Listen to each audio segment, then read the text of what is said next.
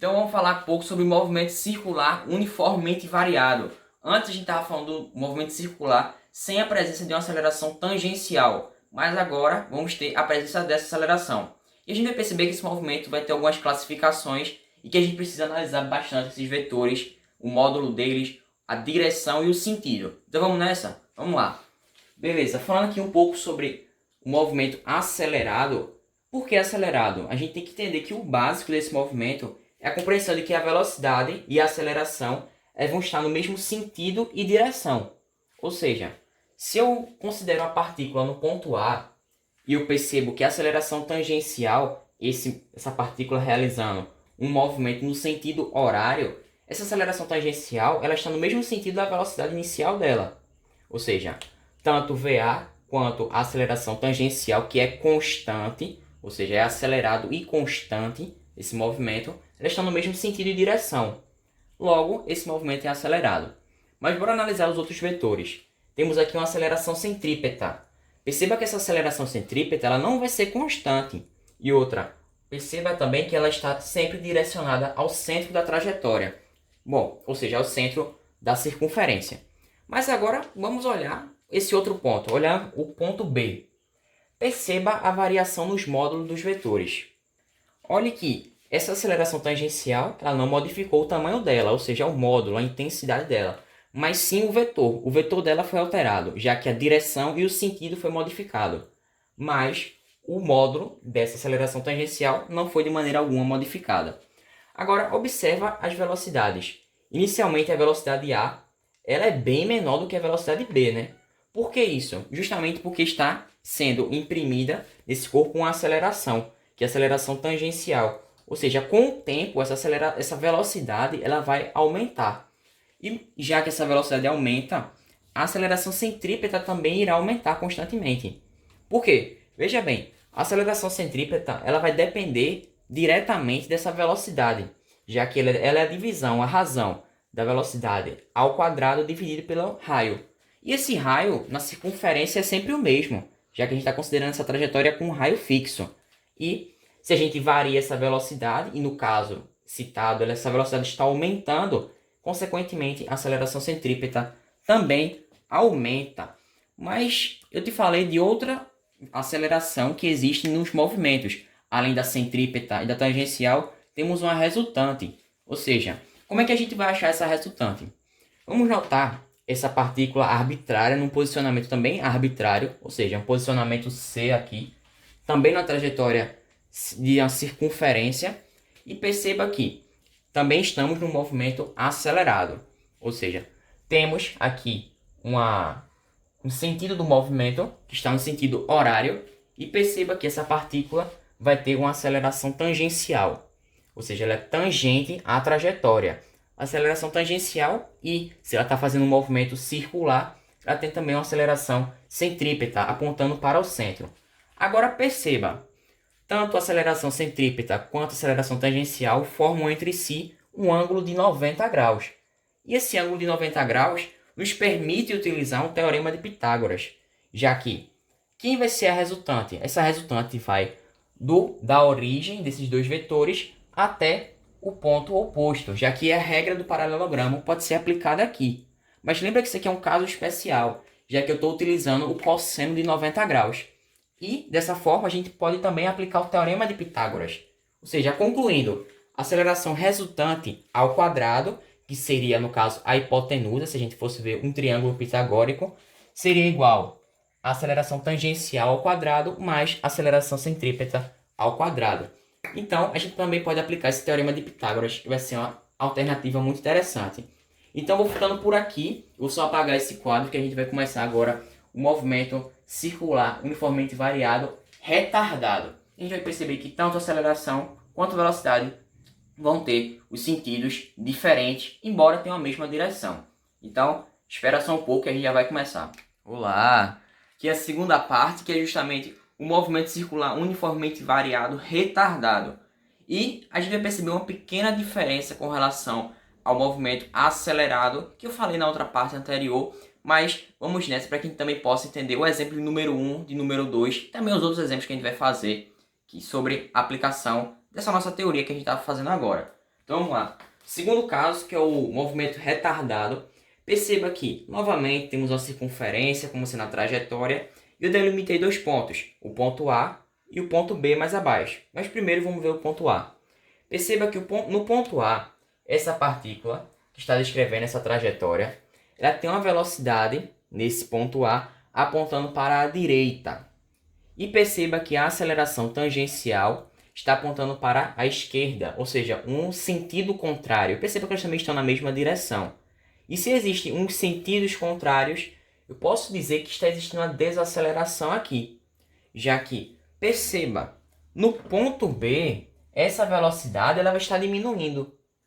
Veja a diferença do tamanho do vetor. O tamanho do vetor vai indicar o módulo dele, ou seja, a intensidade. Perceba que o vetor velocidade no ponto B está bem menor do que no ponto A. Mas a aceleração tangencial ela é constante. E está existindo uma desaceleração nesse todo o trajeto. Mas, notando novamente, acelerações centrípetas.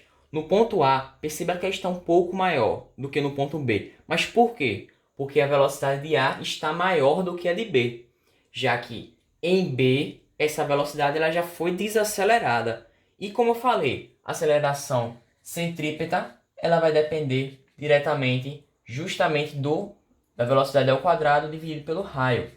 Ou seja, se a velocidade aumenta, consequentemente a centrípeta aumenta, já que eu estou conservando o mesmo raio. E essa situação se aplica da mesma maneira. E como você percebeu, se eu diminuir a velocidade, a centrípeta também diminui. Então vamos ver agora a resultante, porque a gente tem que falar sempre dessa resultante que a gente vai achar pelo Teorema de Pitágoras, como eu falei na parte anterior. Então vamos considerar também a mesma trajetória, só que um posicionamento arbitrário, em que esse movimento está se fazendo no sentido horário. E perceba que essa aceleração tangencial ela está aqui presente, assim como a aceleração centrípeta, já que estamos falando de um movimento circular. E eu te falei também que a aceleração tangencial e a centrípeta formam 90 graus entre elas, ou seja, elas são perpendiculares entre si. Então, a aceleração resultante, a partir da regra do paralelogramo, a gente vai ligar essa origem dos dois vetores até essa outra extremidade aqui presente no paralelogramo. E como a gente percebe a diferença do sentido da aceleração resultante no movimento retardado com relação ao movimento acelerado que eu falei na parte anterior. E, atenção, sempre perceba isso. A aceleração tangencial e a velocidade elas vão ter sentidos opostos, porém a mesma direção. Por isso, elas acabam que são vetores em sentidos contrários e o que acontece é justamente uma desaceleração nesse movimento. Então, fica aí que é só o tempo de eu modificar esse quadro para a gente fazer o exemplo de número 1 e assim pôr em prática essa teoria que a gente está falando. Vamos nessa. Por exemplo, de número 1, vamos lá. A gente vai analisar um pouco do gráfico e relacionar com o movimento circular. Então vamos nessa. Bom, a questão fala assim: o gráfico ao lado representa o módulo da velocidade de um automóvel em função do tempo, quando ele percorre um trecho circular de uma rodovia. Trecho circular. Se liga nisso. Olha para a dica primeiro, antes de tudo. Veja bem, se o movimento é circular, sempre existirá aceleração centrípeta, mesmo se o movimento for uniforme, ou seja, mesmo se não existir aceleração tangencial. Bom, se não existir aceleração tangencial, da mesma forma vai continuar existindo centrípeta, já que é circular. Mas vamos para o gráfico. Bem, é um gráfico velocidade vezes o tempo, em que ele mostra diversos trechos, diversos períodos aqui, ou seja, intervalos de tempo em que essa velocidade vai estar se alterando, outras vezes se mantendo constante, ou aumentando, ou diminuindo, mantendo constante, e assim a gente vai analisar essas perguntas. Como é que estão elas? Bom, ela quer o quê? A alternativa verdadeira. A primeira, ela fala assim: entre A e B, a aceleração tangencial é zero. Vamos ver se a tangencial é zero. Bom, perceba aqui, o gráfico é velocidade vezes o tempo. E se existe uma inclinação da reta, existe consequentemente uma aceleração tangencial. Nesse caso, ela está no sentido oposto da velocidade, ou seja, ela está desacelerando aquele móvel. Mas de uma forma ou de outra, existe sim aceleração tangencial, ou seja, a letra A está errada. Bora para a letra B agora. Entre B e C, a aceleração tangencial é nula. Vamos ver isso. Veja aqui em B e C, ou seja, nesse percurso, nessa linha reta aqui, que ela não se altera, não existe nenhum ângulo nela. Bom, perceba aqui, ó, ela sempre contínua, né? Então, isso mostra que a velocidade está constante. Mas, como eu falei, o trecho é circular e existirá aceleração centrípeta. Mas, nesse caso em específico, que se trata de um movimento circular uniforme nesse período, não existe aceleração tangencial. Por isso, a velocidade continua estável. Logo, essa alternativa está corretíssima. Mas vamos analisar as outras para ver quais são os erros, onde estão os erros, né? Vamos lá. Entre B e C, a aceleração centrípeta é igual a zero. Isso a gente já anula pela mesma explicação. Se o movimento é circular, vai existir centrípeta. Vamos para a letra D. Entre C e D, a aceleração centrípeta é igual a zero. Mesma justificativa. Na letra E, entre C e D, a aceleração tangencial e a velocidade têm sentidos opostos. Ou seja, nesse último período aqui. Não, elas têm o mesmo sentido. Perceba aqui, se a gente está tratando de um movimento circular, uniforme, e nesse caso, uniformemente variado, e o gráfico, a gente está falando também de velocidade vezes o tempo, se esse gráfico, essa linha está crescendo positivamente, isso mostra que a aceleração é positiva e a velocidade também é positiva. Logo, eles partilham de um mesmo sinal. Portanto, eles não têm sentidos opostos, mas sim sentidos iguais. E assim, a gente fica com a resposta do exemplo de número 1. Só espera um pouquinho, que é o tempo de eu colocar aqui o exemplo de número 2. Então vamos nessa. Vamos aqui ao exemplo de número 2, falando também sobre movimento circular. Vamos nessa. Um garoto monitora, por controle remoto, um aeromodelo que descreve uma circunferência de 18 metros de raio. Se liga que isso aqui é muito importante, 18 metros de raio. Essas medidas que dão uma indicação numérica é sempre importante. Com velocidade e intensidade constante. Se liga nessa palavra constante. E igual a 108 km por hora. Portanto, a questão fala, determine deslocamento escalar e vetorial e aceleração vetorial. Então vamos nessa. Aqui está uma indicação, um esboço de como está essa situação. E como a questão falou, a velocidade é constante. Se é constante e a trajetória também é circular, estamos falando de movimento circular uniforme. Aqui eu também representei a velocidade, a aceleração centrípeta, e perceba que eu também desenhei dois momentos, o momento A e o momento B. Perceba que a velocidade não se altera em nenhum dos momentos. Logo, a centrípeta também não vai se alterar. Mas vamos ao que a questão quer. O deslocamento escalar. Quando eu falo deslocamento escalar, eu estou considerando toda a trajetória, não o deslocamento vetorial. Beleza? Então vamos lá. Deslocamento escalar, quando se trata de uma circunferência, eu calculo pelo comprimento de circunferência, cuja fórmula é 2πr. Beleza? E a questão também nos forneceu o raio. Logo a gente já pode aplicar diretamente.